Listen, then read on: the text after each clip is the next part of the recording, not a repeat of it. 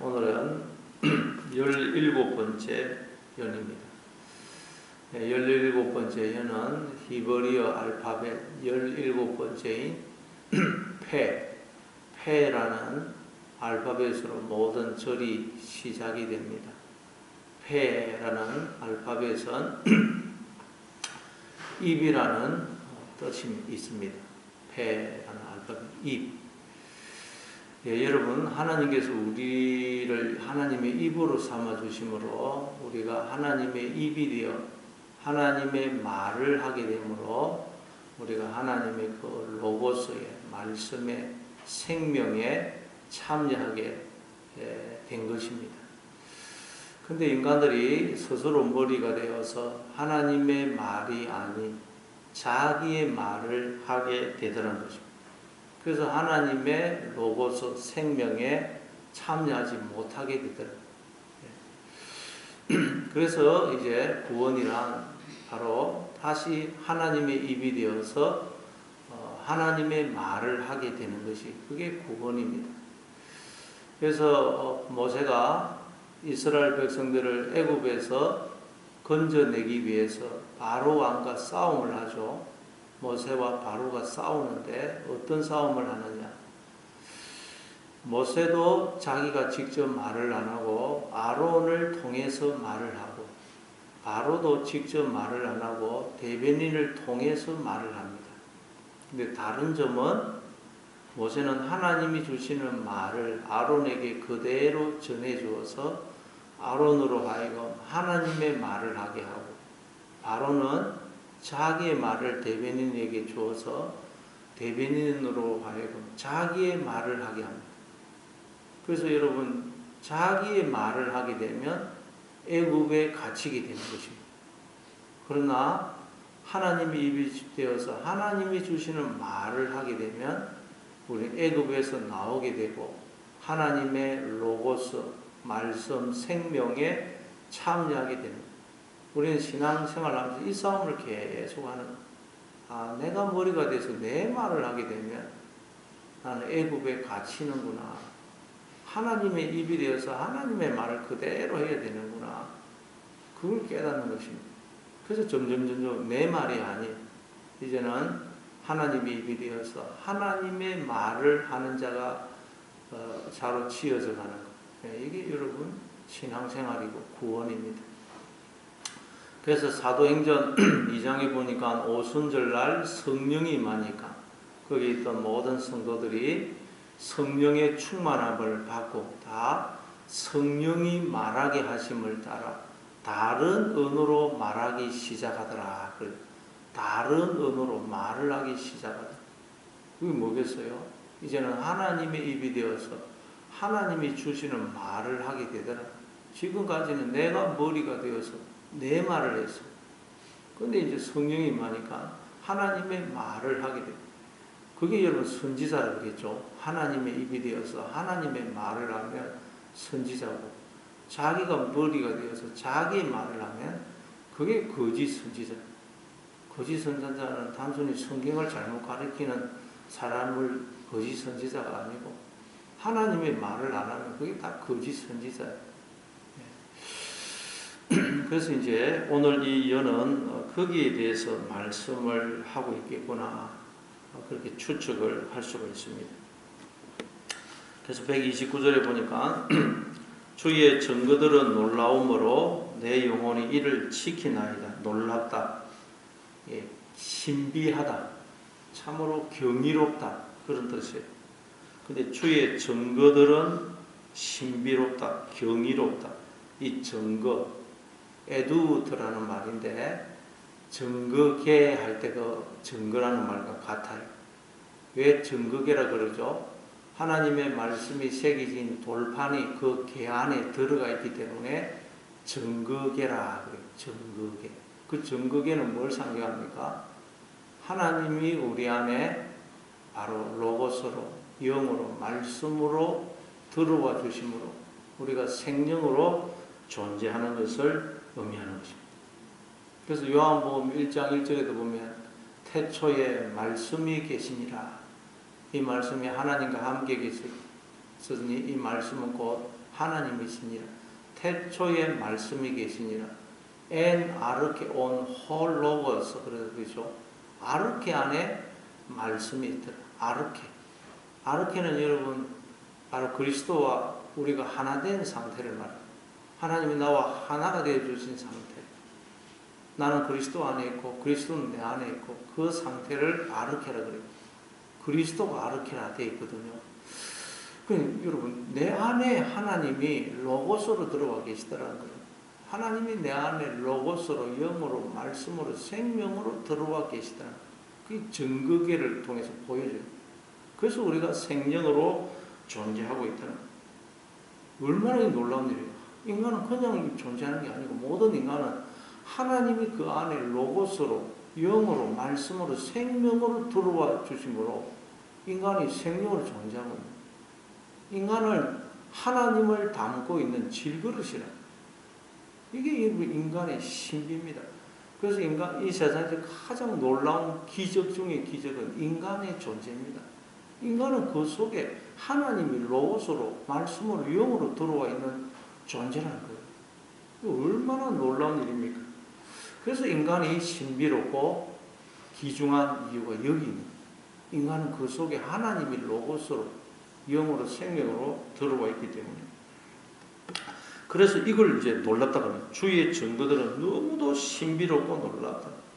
하나님이 내 안에 여러분 로고스로 들어와 있거든요. 그래서 내 영혼이 이를 지키나이다. 지키다. 이게 간수가 제수를 지키다 할 때 그때 같은 단어입니다.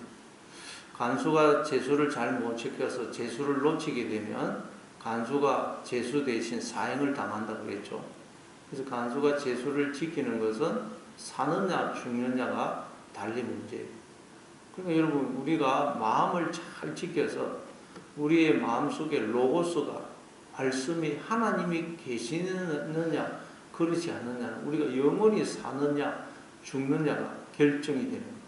그래서 우리는 늘 이 마음을 잘 지켜서 우리의 마음속에 말씀이 하나님이 거하시도록 해야 됩니다. 근데 우리가 만약에 마음을 잘 못 지켜서 마음속에 강도가 들어오게 되면 이 강도가 우리 안에 주어진 생명을 빼앗고 죽여버리는 거예요.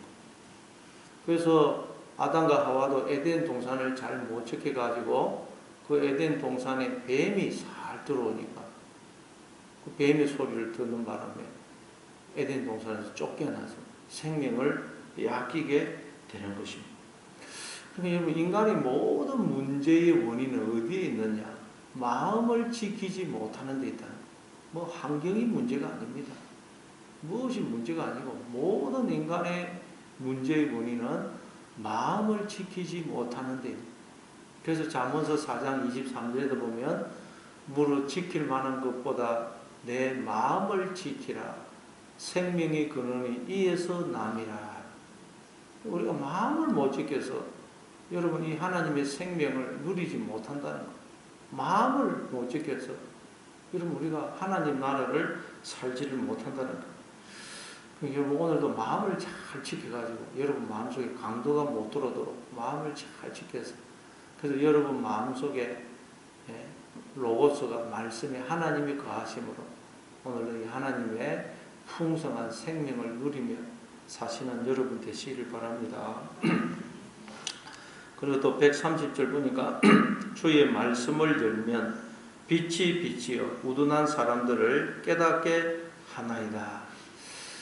이거는 이제 그 증거계를 열고 그 안에 들어있는 그 돌판을 끄집어내어서 그 돌판에 새겨진 하나님의 말씀을 백성들에게 읽어주고 가르치는 것을 이제 연상하면서 하는 내용이에요. 그러니까 이건 여러분 말씀을 열면 빛이 비친다. 모세가 하나님 말씀을 가르치고 또 나중에 듣고 그러죠. 수건으로 얼굴을 듣고 그러죠. 자, 이건 여러분 하나님의 말씀을 우리가 배우고 순종하는 걸 말해요. 하나님의 말씀을 배우고 순종할 때 여러분 우리가 하나님의 얼굴에서 빛이 나는 빛이. 그래서 우둔한 사람을 깨닫게 한다는. 여러분 우리가 지혜롭게 되는 거예요. 하나님 말씀을 배우고 순종을 하게 되면 우리가 하나님의 지혜에 참여하게 되거든요. 그래서 하나님 말씀에 순종하면 그 누구도 지혜로운 자가 됩니다. 반면에 하나님 말씀을 알지 못하고 순종을 안 하면 아무리 자기가 머리가 좋고 똑똑하다 할지라도 가장 어리석은 사람이 되는 것입니다. 하나님 머리가 없는 자가 됩니다. 머리가 없는 자. 그래서 여러분 이 세상에 무슨 교수 석학이라고 하는 사람들을 보면 아는 거는 많고 똑똑하지만 어떻게 저렇게 어리석을 수가 있을까 그런 생각이 들어요. 하는 말이 뭡니까? 오늘은 다 석학이들이 하는 말이 인간은 그냥 우연히 태어나가지고 아무 인생의 의미도 목적도 없이 살다가 죽으면 사라지는 존재라. 그렇게 이야기를 해요. 모든 학자들이. 듣고 있으면 왜 저렇게 어리석을까? 하나님의 말씀을 알지 못하면 어리석게 됩니다. 그러나 하나님의 말씀을 배우고 순종하면 우리는 하나님의 지혜에 참여하게 되는 것입니다. 그래서 131절에 보니까 내가 주의 계명들을 사모함으로 내가 입을 열고 헐떡였나이다. 주님의 이 계명을 말씀을 하나님을 사모함으로 내가 입을 열고 헐떡였나이다. 하나님이 내 안에 계셔야 말씀이 내 안에 계셔야 내가 여러분 하나님의 그 생명에 참여하거든요. 그래서 입을 열고 헐떡여야 돼요. 우리는 여러분 말씀에 대해서 하나님에 대해서 헐떡여야 돼요. 갈망해야 됩니다. 안 그러면 우리는 다른 것에 헐떡이게 돼요. 돈에 헐떡이고 명예에 헐떡이고 엉뚱한 것에 헐떡이고 그건 아무리 여러분 헐떡이고 맞아 그건 나를 생명으로 존재케 못합니다. 하나님만이 여러분 우리를 생명으로 존재케 하고 풍성한 생명을 누리게 하는 거예요. 오늘도 여러분 늘 이 말씀에 대해서 하나님에 대해서 헐떡이는 늘 하나님을 갈망하는 그런 하루가 되시기를 바랍니다. 132절에 주의 이름을 사랑하는 자들에게 베푸시던 대로 내게 돌이키사 내게 은혜를 베푸소서. 주의 이름을 사랑하는 자. 하나님의 이름이 뭡니까? 제가 하나님 이름이 뭐니까? 나는 스스로 있는 자니라. 에어야 셀레어야. 나는 존재하는 나로 존재하는 자다. 또 마태복음 1장 21절에서는 하나님이 사람이 되어 이 땅에 오셨는데 이름을 임마누엘이라 하라. 이를 번역한즉 하나님이 우리와 함께 계시다 함이라. 하나님의 이름이 뭐라고요? 우리와 함께 하신다는 거예요. 우리와 함께. 하나님은 우리와 함께 하신다. 주의 이름을 사랑하는 자들이란 나와 함께 하심으로 나를 생명으로 존재케 하시는 그 하나님, 그 하나님을 사랑하는 자들에게 베푸시던 대로 내게 돌이키사 내게 은혜를 베푸소서. 하나님이 우리와 함께 하시는 게 그게 은혜죠. 그러니까 모든 인간들은 은혜를 받고 있어요.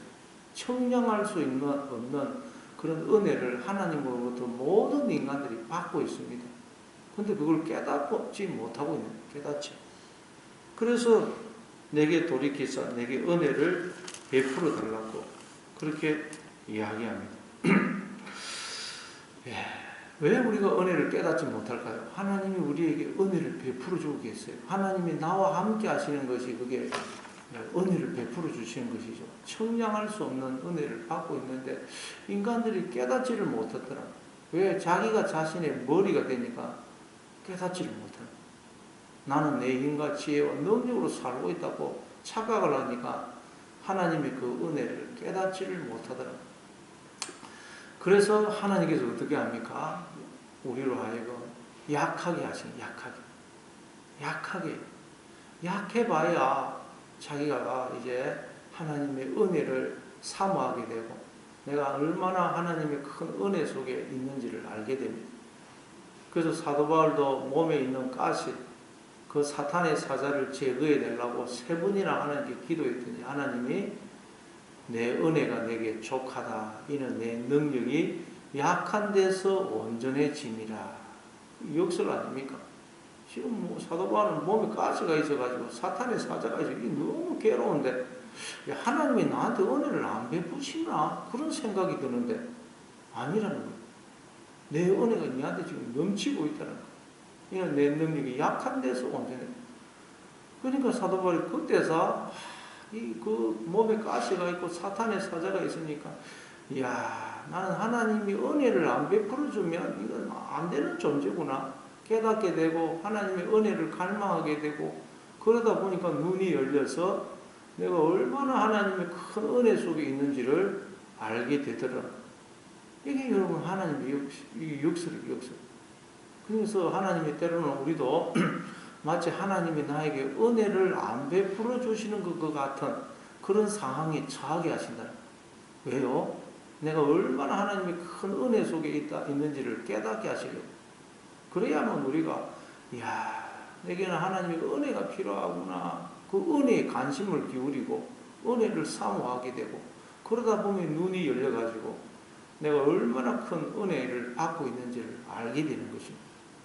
지금 우리가 코로나 바이러스 때문에 일상의 삶에 제약이 있고 예배 드리는 것에 어려움이 있으니까 일상의 삶이 얼마나 큰 기적이었고 축복이었는지를 알게 되지 않습니까? 예배 드리는 것이 어려우니까 이 예배 드리는 것이 얼마나 큰 축복인지를 알게 되는 것입니다. 하나님이 마치 은혜를 안 베푸시는 것처럼 그런 상황에 처하게 하시는 것은 바로 나로 하여금 얼마나 큰 은혜를 받고 있는지를 깨닫게 하시는 것이다 하는 걸 여러분 기억하시기 바랍니다. 또 133절 나의 발걸음을 주의 말씀에 굳게 세우시고 어떤 제약도 나를 주관하지 못하게 하소서. 발걸음을 주의 말씀에 굳게 세우시고 저 말씀에 따라 발걸음을 내딛게 해달라는 거예요. 우리는 여러분 캄캄한 이 세상은 어둠이라 여기에 발을 디뎌야 될지 말아야 될지를 모릅니다. 그래서 말씀에 따라 발을 내딛게 해달라고. 그래서 앞에 그 119편 105절에도 보면 주의 말씀은 내 발의 등이요 내 길의 빛이다. 그러죠. 등이고 길이다. 이 세상은 어둠이라는 거예요. 어둠이래. 우리 인생은 어둠입니다. 그래서 말씀이 등이 되고 빛이 되는 거예요. 내 지금 발을 여기에 디뎌야 될지 말아야 될지 그 말씀이 그걸 알게 해주고 또 말씀은 길의 빛이라 내가 어디로 가야 하면 인생의 목적지가 뭔지를 알게 해준다는 것. 그러면 우리가 이제 말씀을 따라가면 바른 길을 가게 되는 것입니다. 그리고 어떤 제약도 나를 주관하지 못하게 하소서. 제약이 나를 주관하지 못하도록 내가 죄의 종이 되지 않도록 해달라고 그래요. 그리고 우리가 죄가 나를 다스리지 못하도록 죄가 나의 주인이 되지 못하도록 하기 위해서는 어떻게 되겠어요? 예수님이 한 사람이 두 주인을 섬길 수 없다 그러죠. 그럼 여러분 하나님의 다스림을 받으면 됩니다. 하나님이 나의 주인이 되시면 죄가 나를 주관을 못해요. 하나님이 나의 주인이 돼요. 그래서 우리는 늘 하나님의 다스림을 말씀의 다스림을 받으면 우리는 죄의 종이 안 됩니다. 그러나 우리가 말씀을 멀리 해버리면 우리는 어느새 죄가 나를 주관하게 됩니다. 그래서 우리는 늘 하나님은 나의 목자시고 나는 하나님이 기르시는 양이다 하는 걸 알고 목자 대신 하나님의 음성만 듣고 그 강도의 거짓말은 안 들으면 됩니다. 그러니까 나를 두렵게 하고 불안하게 하고 염려케 하고 후회하게 만들고 미워하게 만드는 그 소리 그건 거짓말이다. 그럴 때 빨리 우리는 하나님께로 말씀으로 도망을 가서 하나님 말씀에 귀를 기울이고 그 말씀에 순종하면 우리는 죄가 나를 주관하지 않게 되는 것입니다. 그리고 134절에 보니까 사람의 박해에서 나를 구원하소서 그리하시면 내가 주의 법도들을 지키리이다. 사람의 박해에서 나를 구원해 달라고 해요. 우리가 인생을 살아보면 사람만큼 기쁨과 즐거움과 행복을 주는 존재도 없지만 사람만큼 또 참 고통, 아픔, 상처를 주는 존재도 없죠. 짐승은 사람을 배신하는 일이 없지만 인간은 사람을 배신하는 늘 인간은 배신해요. 사람만큼 고통을 주는 존재가 없어요. 요셉도 여러분 형들이 요셉을 미워해가지고 애굽의 종으로 팔렸지 않습니까? 다윗도 자기의 장인이 그 자기를 죽이려고 군사들을 이끌고 계속 쫓아다니지 않습니까? 얼마나 괴로웠겠어요. 자기 힘으로는 거기서 벗어날 수가 없더라는 거예요. 그래서 사람의 밖에서 나를 구원하소서. 그리하시면 내가 주의 법도들을 지킨다는 거예요. 그러니까 사람의 밖에서 구원을 받아야 주의 법도들을 지킬 수 있다. 그러니까 여러분, 사람의 밖에서 구원받는 비밀이 뭐라는 거예요? 주의 법도들을 지켜버리면 사람의 밖에서 구원을 받게 된다. 그러나 주의 법도들을 지키지 않으면 늘 사람의 밖에 갇히게 된다. 이 참 놀라운 일이에요. 이 법도가 뭐냐? 피쿠드인데, 피쿠드. 이 방문하다, 찾아오다 라는 파카드라는 동사에서 나온 거. 그러니까 주의 법도들을 지키는 이게 뭐냐? 사람의 밖에 속에 있을 때, 그때 우리가 늘 기억해야 될 것은, 저 사람은 하나님이 나에게 보낸 종이다. 하나님의 종이다. 하나님이 저 사람을 통해서 나를 훈련시키고 있다. 저 사람은 하나님이 나에게 보낸 천사다. 하나님이 저 사람을 통해서 나를 찾아오셨다. 그렇게 생각을 하라는 거예요. 그러면 우리는 그 사람에 대한 박해, 그 사람에 대한 미움, 원망, 불평, 정오, 거기에서 벗어날 수 있다. 그래서 요셉이 이걸 깨닫게 되죠. 그래서 요셉이 나중에 형들을 만나게 되었을 때 뭐라 그래요? 당신들이 나를 애굽에 팔았다고 해서 근심하지 마십시오. 한탄하지 마십시오. 하나님이 생명을 구원하시려고 나를 당신들보다 먼저 애굽에 보내신 것입니다. 분명히 형들이 요셉을 애굽의 종으로 팔았어요. 근데 요셉은 그렇게 해석을 안 하고 하나님이 생명을 구원하시려고 나를 형들보다 먼저 애굽에 보냈다는 거예요.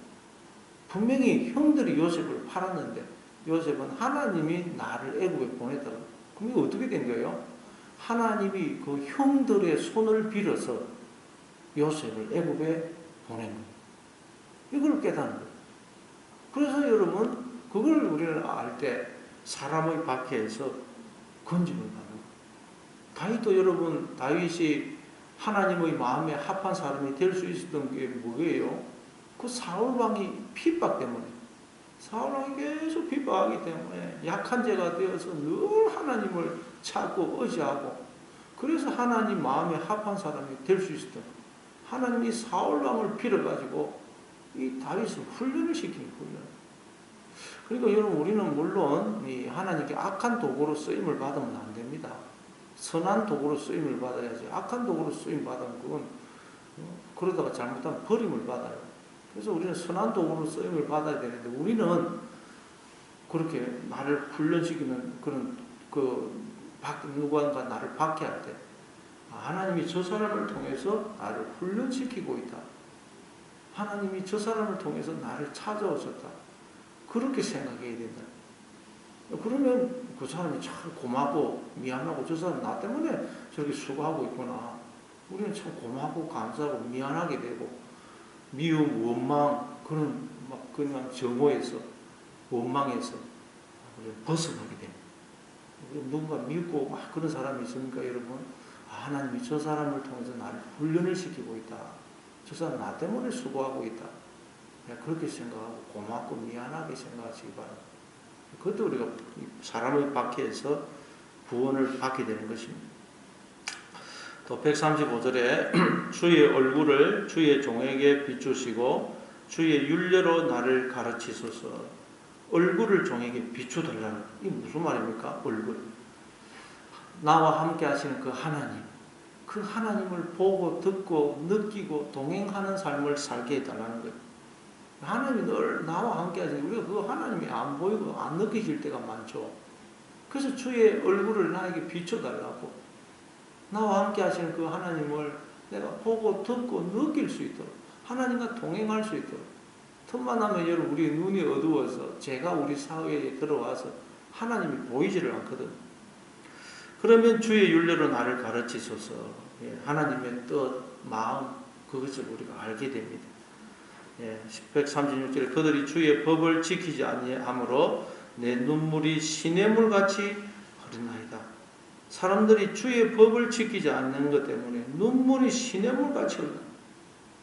이걸 알게 되면 나중에는 하나님 말씀을 지키지 않는 사람들, 하나님을 떠난 사람들 볼 때 눈물이 나. 예수님도 십자가에 달려 돌아가시면서 자기를 죽이는 사람을 향하여 아버지여 저들을 사하여 주옵소서.